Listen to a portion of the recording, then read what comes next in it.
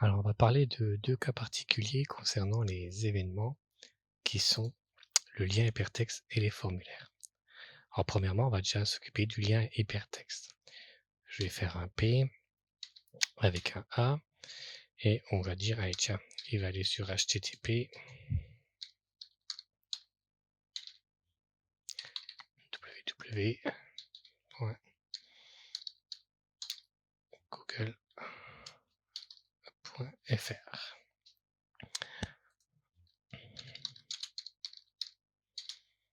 Voir Google.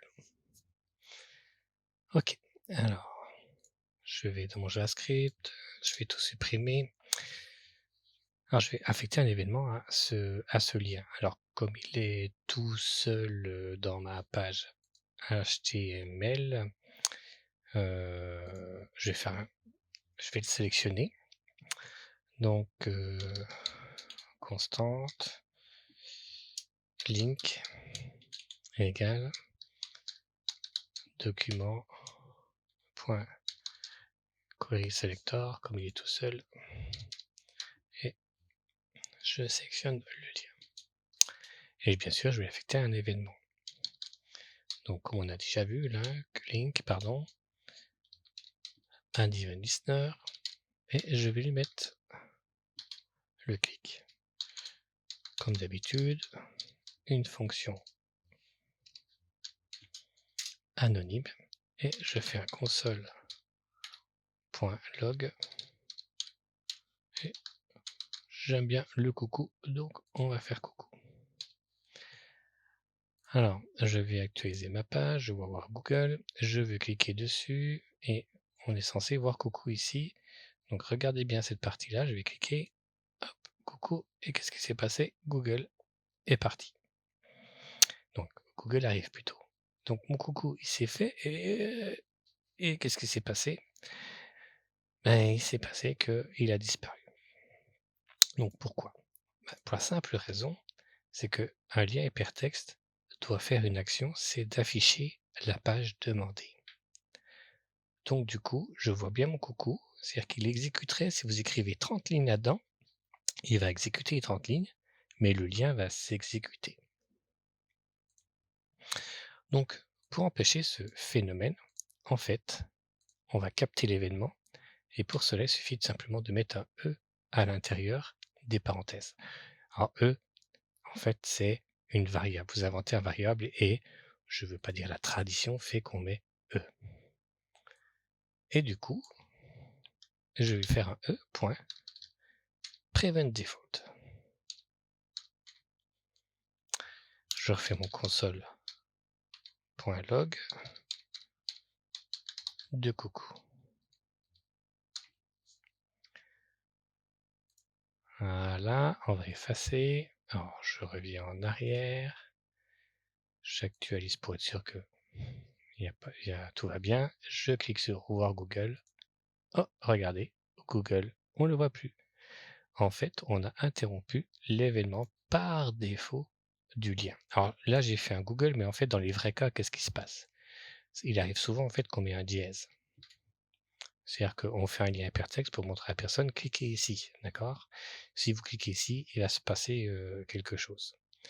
Donc, click me. Puis, imaginons que on clique et,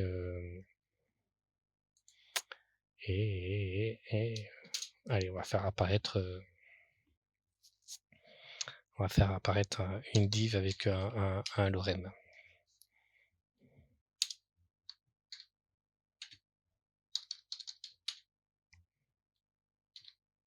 Voilà, je vais mettre un ID.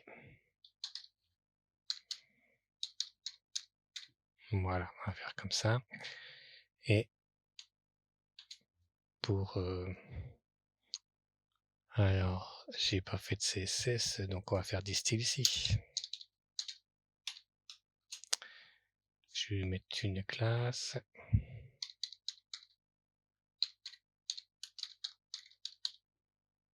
Voilà. Classe hidden. Et on lui met un display none. Comme ça ne se voit pas. Je vais y arriver. Voilà, display none. On est OK. Donc là, si je vais dans ma page web, on a bien le click me et il a bien disparu. Donc, nous, quand on clique, on veut enlever la classe hidden à cet élément-là. Donc, pour l'instant, si je remets le prevent default ici, j'actualise. Si je fais click me, je vois bien donc mon coucou, j'ai mon dièse qui s'est chargé, mais si on ne se rend pas compte, en fait, il y a eu un petit chargement qui se fait de la page. Donc le but du jeu, en fait, c'est de casser ce petit chargement. Alors c'est vrai qu'il ne se voit pas trop, il est rapide, mais comment je sais qu'il y a eu un chargement? Ben, je vois un dièse ici. Hein. C'est-à-dire que, hop, si je l'enlève et que je fais click me, regardez, le dièse, je ne le vois plus. Du tout, du tout. Donc j'ai bien empêché le chargement rapide de la page. Voilà. Donc du coup, qu'est-ce qu'on fait? Eh ben, on va faire une constante qui va faire texte égale à texte.query selector dièse texte.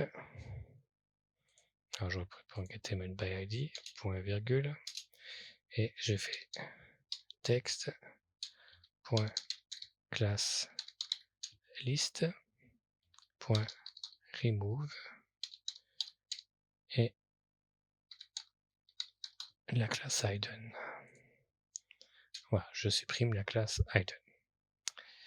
Allez, on teste. Alors, il me dit que je ne peux pas accéder à texte.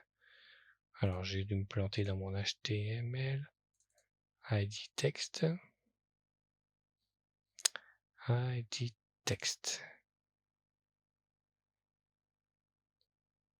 Ah oui. Document. Voilà. Il est rechargé, on clique. Voilà, le texte est apparu. Donc, ça fonctionne très très bien. Et on n'a pas le dièse dans l'URL. Donc, on s'est servi d'un lien hypertexte pour, entre guillemets, faire une animation. Alors, deuxième cas, ben, c'est un formulaire. Alors, je ne vais pas faire un gros format. Hein. Forme, action. Voilà. Action, ben, on va dire la même page. Je vais faire un div. Je vais faire un input texte. Placeholder. Non.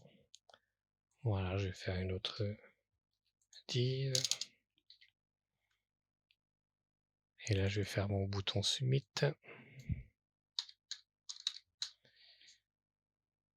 Voilà. Et je vais faire envoyer. Ou ajouter, peu importe. Voilà. Donc là, j'ai un formulaire. Et regardez, quand on clique sur envoyer, poc, ça va vite, hein, mais ça tourne. Ça tourne, ça charge, ça charge. Voilà, je fais des petites étincelles pour montrer qu'il y a bien un événement qui se fait. C'est-à-dire qu'on recharge la page. Par défaut, lorsqu'on envoie un formulaire, c'est comme ça. Donc, du coup, je vais sélectionner mon formulaire. Donc, je prends constante forme, ça me va très bien. Je fais un document .query selector de mon formulaire. Comme j'en ai qu'un, je peux faire ça. Je gagne du temps. Je n'ai pas à parcourir des nœuds. Là, je vais corriger forme, forme, forme. Et bien sûr, je vais faire form.addEventListener. Puis pour un formulaire, on dit source soumission, submit. Voilà, si mon formulaire est soumis. Ça ne change pas. Je fais une fonction. Je mets une accolade. et je fais un console.log de coucou. Voilà. Allez, on clique sur envoyer. Ah, j'ai vu le coucou, mais il est déjà disparu. Voilà, c'est exactement comme le lien hypertexte. Eh ben, on réfléchit pas. On met un e.preventDefault. C'est-à-dire qu'on dit ne fais pas l'événement par défaut que tu es censé faire. Je clique sur envoyer. Ah, là c'est bon, je vois toujours mon coucou, ça marche. Ce qui fait que là je pourrais tester mon formulaire et l'envoyer en JavaScript si il était complètement juste. Voilà donc les cas particuliers lorsque vous ajoutez un événement sur un lien ou lorsque vous ajoutez un événement sur un formulaire, donc sur le formulaire le type submit, le lien, le clic, bien sûr, c'est logique, ces deux événements-là, d'accord?